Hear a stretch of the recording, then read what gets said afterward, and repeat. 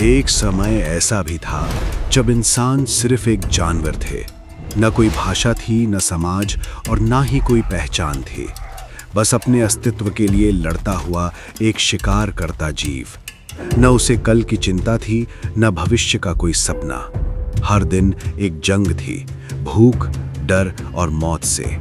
यहीं से शुरू होती है जानवर से इंसान बनने का सफर, और उस सफर की सबसे पहली गूंज गूंजती है उन पुरानी गुफाओं की दीवारों पर। आज से अरबों साल पहले का वो समय जब धरती पर कोई इंसान, जानवर, पेड़ पौधे, यहाँ तक कि कोई भी जीवित प्राणी मौजूद नहीं था।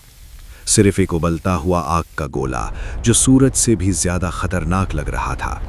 न कोई हवा थी, न पानी, सिर्फ धकती हुई गर्मी, अंधेरा और चारों तरफ तबाही। ये वही धरती है जिस पर आज हम खड़े हैं, लेकिन तब इसका वातावरण इतना विषैला और गर्म था कि जीवन का कोई सवाल ही नहीं उठता था। धीरे धीरे लाखों साल बीत गए, धरती ठंडी होने लगी, ज्वालामुखी शांत होने लगे और धरती का पहला समुद्र बना। इन समुद्रों में विभिन्न रासायनिक पदार्थ एक दूसरे के संपर्क में आने लगे और एक अद्भुत प्रक्रिया की शुरुआत हुई, जीवन की प्रक्रिया। पहले पहल सूक्ष्म जीव बने जिन्हें हम प्रोकैरियोटिक कोशिकाएं कहते हैं। ये इतने छोटे थे कि उन्हें देखने के लिए माइक्रोस्कोप की भी जरूरत पड़ती। ये प्राणी ही जीवन की पहली कड़ी थे। कोई हाथ पैर नहीं, कोई दिमाग नहीं, बस एक सरल कोशिका जो जीवन के पहिए को घुमा रही थी। धीरे धीरे प्रोकैरियोटिक जीवों ने खुद को विकसित किया और यूकैरियोटिक जीव अस्तित्व में आए। अब जीवन सिर्फ एक कोशिका तक सीमित नहीं था, बल्कि कई कोशिकाएं मिलकर एक शरीर का निर्माण करने लगी थी। फिर समय के साथ धरती का वातावरण बदलता गया। पृथ्वी में ऑक्सीजन की मात्रा बढ़ने लगी और समुद्र जीवों से भरने लगे।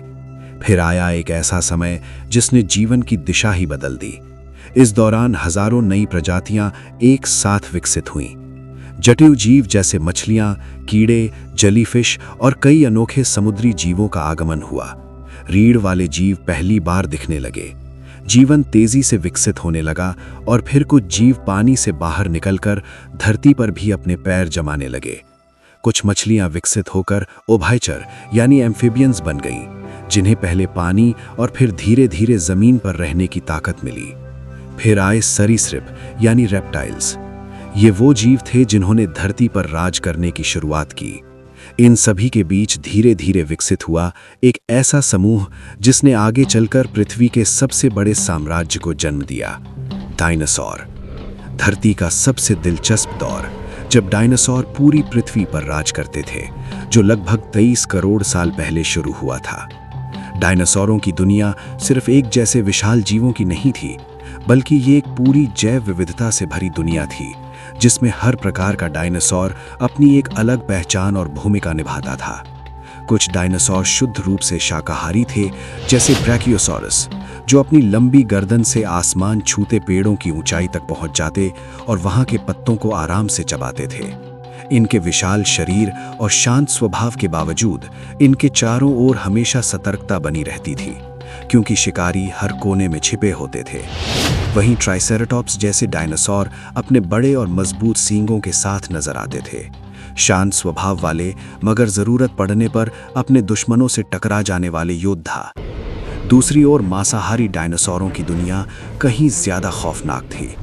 टायरेनोसोरस रेक्स को कौन नहीं जानता। विशालकाय जबड़े, नुकीले दांत और राक्षसी ताकत, जिसने इसे अपने समय का सबसे खतरनाक शिकारी बना दिया था। पर इससे कम खतरनाक नहीं थे वेलोसिरैप्टर्स, जो आकार में भले ही छोटे थे, मगर चालाकी, तेजी और टीम वर्क से अपने शिकार को चौंका देते थे। लेकिन डायनासोरों की कहानी सिर्फ धरती तक सीमित नहीं थी। कुछ ने आसमान में उड़ान भरी, जैसे टेरोडेक्टाइल्स और क्वेट्ज़लकोट्लस, जिनके पंख इतने विशाल थे कि लगता था जैसे पूरा आकाश ही उनके कब्जे में हो। ये उड़ने वाले डायनासोर शिकार करने के लिए या लंबी दूरी तय करने के लिए आसमान में इधर उधर मंडराते रहते थे। और वहीं जब नजरें समंदर की गहराइयों में जाती हैं, तो वहां भी डायनासोरों जैसा जीवन मौजूद था। मोसासोरस जैसे समुद्री शिकारी अपनी ताकतवर पूंछ और जबड़ों से पूरे समुद्री जीव जगत पर राज करते थे।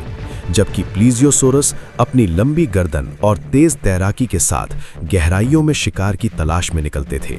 यानी डायनासोरों का युग धरती, आकाश और समुद्र तीनों में फैला हुआ था और हर जगह वे अपनी अपनी दुनिया के बादशाह थे। डायनासोरों का साम्राज्य करीब 18 करोड़ साल तक चलता रहा, लेकिन फिर करीब 6.5 करोड़ साल पहले धरती पर एक विनाशकारी घटना घटी। एक विशाल उल्कापिंड मेक्सिको के युकाटन प्रायद्वीप से टकराया। इस टक्कर की ताकत इतनी जबरदस्त थी कि उसने आसमान में धूल और राख का अंधेरा फैला दिया। सूरज की रोशनी धरती तक पहुंचनी बंद हो गई, तापमान गिरने लगा और सबसे पहले असर पड़ा पेड़ पौधों पर। जंगल धीरे धीरे सूखने लगे। जब पेड़ पौधे नहीं बचे तो शाकाहारी जीव भूख से मरने लगे, और जब शाकाहारी खत्म हुए तो मांसाहारी भी ज्यादा दिनों तक टिक नहीं पाए। धीरे धीरे बड़े जीवों की प्रजातियां एक एक कर खत्म होने लगी। ऐसा लगा जैसे पूरी धरती की जीवन कड़ी टूट गई, और यहीं पर खत्म हो गया डायनासोरों का करोड़ों साल पुराना साम्राज्य। मगर इस तबाही के बीच धरती एक नई शुरुआत की तैयारी कर रही थी। एक नई सभ्यता, नए जीव और अंततः इंसानों का युग शुरू होने वाला था। डायनासोरों के विनाश के बाद धरती पर एक नया अध्याय शुरू हुआ। करोड़ों सालों तक दबे छिपे और भय में जीने वाले छोटे छोटे स्तनधारी जीव अब मुक्त थे। पहले ये जीव पेड़ों की झाड़ियों में, जमीन के नीचे बिलों में या चट्टानों की दरारों में छिप कर रहते थे, क्योंकि धरती पर डायनासोरों का राज था और उनका किसी भी समय शिकार हो जाना तय था।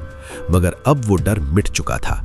वातावरण धीरे धीरे स्थिर हो रहा था और जीवन को फिर से फैलने का मौका मिल रहा था। इन स्तनधारियों की खासियत थी कि इनके शरीर पर फर था, जिससे ये तापमान के बदलते हालात में खुद को बचा सकते थे। ये अपने बच्चों को जन्म देकर दूध पिलाते थे, जिससे उनकी संतानों की जीवन दर अधिक थी। जैसे जैसे समय बीतता गया, इन स्तनधारियों ने अपने पर्यावरण के हिसाब से खुद को ढालना शुरू किया। कुछ ने पेड़ों पर रहना जारी रखा, जहां उन्हें फल, पत्तियां और सुरक्षा मिलती थी। वहीं कुछ जमीन पर उतर आए और उन्होंने नई चुनौतियों का सामना करना सीखा। खुला आकाश, खुले शिकारी और बदलता मौसम। डायनासोरों के बाद धरती स्तनधारी जीवों से भर गई थी, लेकिन उनमें से कुछ खास प्रजातियां धीरे धीरे एक नए मुकाम की ओर बढ़ रही थीं। ये थे प्राइमेट्स, यानी वो जीव जो आज के इंसानों के सबसे नजदीकी पूर्वज माने जाते हैं। यही जीव आगे चलकर इंसानों के पूर्वज बनने वाले थे। इन प्राइमेट्स का विकास काफी रोचक था। उन्होंने पेड़ों पर चढ़ना, शाखाओं पर छलांग लगाना और तेजी से भागना सीखा। धीरे धीरे उनके अंगों में बदलाव आने लगा। उनकी उंगलियां लचीली होने लगी ताकि वे शाखाओं को मजबूती से पकड़ सकें। उनके हाथ अब सिर्फ पकड़ने के लिए नहीं, बल्कि चीजों को घुमा फिराकर समझने और उपयोग करने के लिए बनने लगे। सबसे महत्वपूर्ण बदलावों में से एक था आंखों की स्थिति। अब उनकी आंखें सिर के सामने की ओर आ गईं, जिससे उन्हें गहराई और दूरी का बेहतर अनुमान होने लगा। ये बदलाव उन्हें पेड़ों पर छलांग लगाने और शिकारियों से बचने में बेहद मददगार साबित हुआ। समय के साथ प्राइमेट्स का दिमाग भी विकसित होने लगा। वे अब छोटे समूहों में रहने लगे, मिलजुल कर भोजन ढूंढते और एक दूसरे को खतरे से सावधान करते। सामाजिक जीवन की शुरुआत यहीं से हुई। समूहों में रहना और एक दूसरे से संकेतों के जरिए संवाद करना उनके दिमागी विकास का एक बड़ा कारण बना। धीरे धीरे शरीर में और भी बदलाव आने लगे। कुछ प्राइमेट्स ने जमीन पर ज्यादा समय बिताना शुरू किया। शाखाओं पर लटकने वाले हाथ अब जमीन पर चलने में भी इस्तेमाल होने लगे। रीढ़ की हड्डी में हल्का झुकाव आया और शरीर की बनावट ऐसी होने लगी कि वे कुछ समय के लिए दो पैरों पर खड़े हो सके। यही वो समय था जहां इंसान बनने की दिशा में पहला कदम रखा गया। दो पैरों पर खड़े होना सिर्फ एक शारीरिक बदलाव नहीं था, ये संकेत था एक नई सोच, एक नए दृष्टिकोण और धरती पर आने वाले सबसे जटिल जीव मनुष्य की शुरुआत का। आज से लगभग 20 लाख साल पहले इंसानी विकास की यात्रा ने एक नया मोड़ लिया। होमो इरेक्टस का उदय हुआ, जिसका अर्थ है सीधा खड़ा होने वाला मानव। ये हमारे पूर्वजों की इवोल्यूशनरी कड़ी में एक बेहद अहम पड़ाव था। होमो इरेक्टस न सिर्फ दिखने में पहले के प्राइमेट से अलग था, बल्कि इसकी क्षमताएं भी कहीं अधिक विकसित थीं। इनका मस्तिष्क पहले की तुलना में बड़ा और अधिक जटिल हो चुका था, जिससे सोचने, समझने और समस्याओं को हल करने की क्षमता बढ़ी। इनकी सबसे खास बात थी इनका शरीर।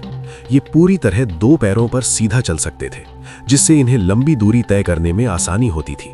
होमो इरेक्टस ने न सिर्फ चलना सीखा, बल्कि अपने हाथों का इस्तेमाल औजार बनाने के लिए करना शुरू कर दिया। पत्थर को तराशकर हथियार बनाना, लकड़ियों से साधारण उपकरण तैयार करना, ये सब उनके जीवन का हिस्सा बन गया था। लेकिन जो चीज उनके जीवन में सबसे बड़ा बदलाव लेकर आई वो थी आग का प्रयोग। आग को नियंत्रित करना और उसका इस्तेमाल करना मानव इतिहास की सबसे क्रांतिकारी खोजों में से एक था। इससे खाना पकाना संभव हुआ, जिससे भोजन को पचाना आसान हो गया और पोषण भी बढ़ा। आग ने उन्हें ठंड से बचाया, जिससे अब वे ठंडे इलाकों में भी जीवित रह सकते थे। और सबसे अहम, आग ने उन्हें रात के अंधेरे और जंगली जानवरों से सुरक्षा दी। इस सब के साथ साथ एक और सामाजिक बदलाव हुआ। अब लोग आग के चारों ओर इकट्ठा होने लगे। हाथ की कुल्हाड़ी, नुकीले भाले और पत्थर के चाकू जैसे औजार तैयार किए जाने लगे। ये सिर्फ औजार नहीं थे, बल्कि इस बात का प्रमाण थे कि इंसान का दिमाग अब पहले से ज्यादा विकसित हो रहा था। वो अब अपने पर्यावरण को समझने और उसे अपने अनुसार ढालने लगा था। समूह में रहने के अपने फायदे थे।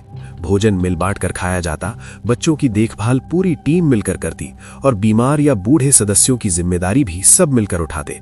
ये सामूहिक जीवन इंसानी समाज की नींव बन गया। अब इंसान गुफाओं में रहने लगा था। अंदर आग जलाकर रात बिताना, ठंड से बचना और सुरक्षा महसूस करना, ये गुफाएं इंसानों के पहले घर बन चुकी थीं। लेकिन गुफाएं सिर्फ ठिकाना नहीं थीं, ये अब पहली कला की जन्मभूमि बनने वाली थीं। दुनिया भर की पुरानी गुफाओं में आज भी ऐसे चित्र मिलते हैं जिनमें हिरन, भैंसें, हाथी और इंसानों की आकृतियां उकेरी गई हैं। इन चित्रों ने इतिहास को एक नया आयाम दिया, क्योंकि अब इंसान केवल जी नहीं रहा था, वो सोचने, महसूस करने और अपनी भावनाओं को व्यक्त करने लगा था। ये पहली बार था जब मानव ने अपने विचारों को दीवारों पर उकेरना शुरू किया, और यहीं से कला, संस्कृति और आगे चलकर पूरी सभ्यता की शुरुआत हुई। अब हम उस निर्णायक मोड़ पर आ पहुंचे हैं जहां होमो सेपियंस सिर्फ शिकार करने वाले जीव नहीं रह गए थे। अब वे धीरे धीरे इंसान बन रहे थे, एक ऐसा जीव जो सिर्फ जीने के लिए नहीं, बल्कि महसूस करने, बोलने और समझने के लिए भी जीवित था। भाषा कोई एक दिन में नहीं बनी, ये भी लाखों सालों में धीरे धीरे विकसित हुई। शुरुआत हुई इशारों से, हाथों, आंखों और चेहरे के हाव भाव से। अगर आपको ये इंसानी विकास की कहानी पसंद आई हो तो इसे दूसरों तक जरूर पहुंचाइए, क्योंकि जब तक हम अपने अतीत को नहीं जानेंगे तब तक अपने भविष्य की उड़ान को सही मायनों में नहीं समझ पाएंगे। क्योंकि जब तक हम अपनी जड़ें नहीं जानेंगे, हम अपने पंखों की कद्र नहीं कर पाएंगे। तो वीडियो को लाइक करें, चैनल को सब्सक्राइब करके हमारे साथ जुड़ें और कमेंट में बताइए कि आपका क्या मानना है।